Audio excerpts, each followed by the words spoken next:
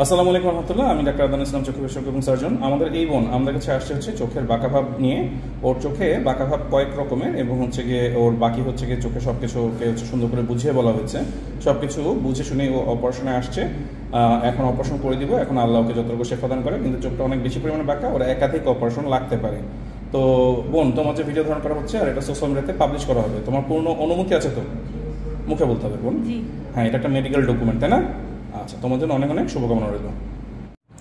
আসসালামু আলাইকুম রহমতুল্লাহ। আমি ডাক্তার আদান ইসলাম, চোখের বিশেষজ্ঞ এবং সার্জন। গতকালকে হচ্ছে আমাদের এই বোনের হচ্ছে চোখের অপারেশন করে দিয়েছি। তো ওরা হচ্ছে চশমা পরে হচ্ছে ওনার চোখের দৃষ্টি ভালো, সবকিছু মিলিয়ে ঝিলিয়ে হচ্ছে ওনার চোখের অপারেশনটা খুব ভালো হয়েছে। বোন, একটু চোখের পাতাটা একটু উপরের দিকে উঠাবেন। হ্যাঁ, ঠিক আছে। আপনারা যদি দেখেন যে একদম 100তে 100 হচ্ছে চোখের হচ্ছে পজিশনটা আছে, আপনার নিজেই জাজ, এখানে আর আমার আলাদাভাবে কোনো কিছু বলার নাই।